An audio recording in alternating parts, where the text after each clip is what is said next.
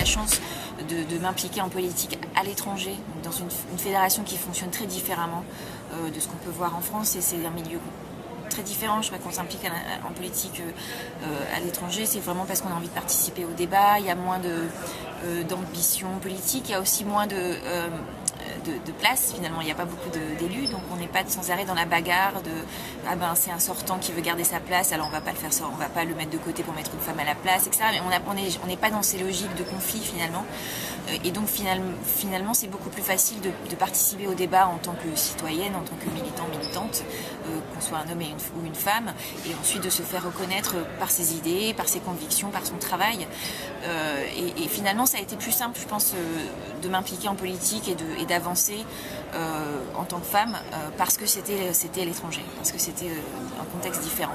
Je pense que peut-être en France ça reste encore plus difficile, justement parce qu'il y a un petit peu ces compétitions et que c'est difficile pour les femmes de se faire de la place, parce que quelque part souvent pour se faire une place il faut pousser quelqu'un d'autre dehors.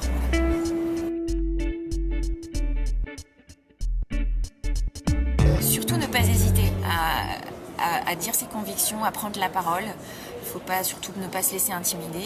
Il faut se dire que quelque part, s'il y a des personnes qui ont des problèmes, c'est un petit peu ma vision aussi par rapport aux questions de racisme. Je pense que c'est toute question de discrimination en général. C'est les gens qui ont des problèmes avec ce que vous représentez en tant que femme ou représentant de la diversité. C'est souvent eux qui ont des petits problèmes à régler peut-être avec eux-mêmes, et que nous, il faut avoir notre confiance en nous et ne pas se formaliser de ce que disent les autres. Si on a des convictions fortes, il faut les dire. Si on pense qu'on peut être utile, il faut montrer comment. Et puis ça sera reconnu. Je pense qu'il y a suffisamment de personnes intelligentes et ouvertes d'esprit autour de nous pour reconnaître cela et nous aider à avancer. Pas hésiter à s'affirmer. Moi j'ai vraiment senti la différence entre la France et les États-Unis, surtout que je suis dans un domaine technologique, il y a très peu de femmes,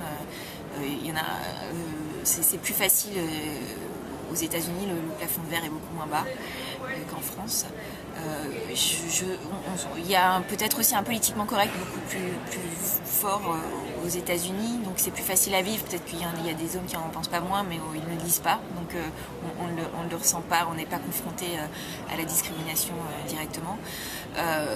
En France, j'ai ressenti au début, quand j'ai travaillé, le fait que quand je débarquais dans une salle de réunion, on pensait systématiquement que j'étais l'assistante de monsieur machin ou la secrétaire qui venait prendre des notes, et puis on me regardait avec des grands yeux quand j'expliquais qu'en fait non, j'étais l'ingénieur en charge du projet. Et donc là, il faut pas hésiter à aussi montrer que oui, on a des compétences techniques, qu'on sait ce qu'on dit, qu'on est aussi bien formé que les hommes, et qu'il n'y a pas de raison qu'on ne soit pas reconnu comme tel.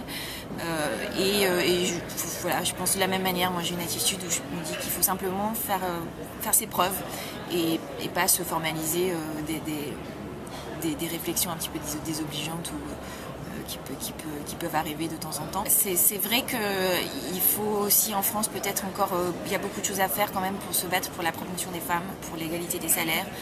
C'est un problème auquel on n'est pas autant confronté aux États-Unis. Et ça c'est vraiment, il y a encore beaucoup trop de discrimination dans le monde du travail en France. Paradoxalement, alors que c'est un pays où il y a un taux d'emploi des femmes qui est très élevé et où on fait beaucoup pour que les femmes, beaucoup plus que par exemple aux États-Unis, pour que les femmes puissent allier vie professionnelle et vie familiale. Donc il y a un espèce de paradoxe comme ça en France.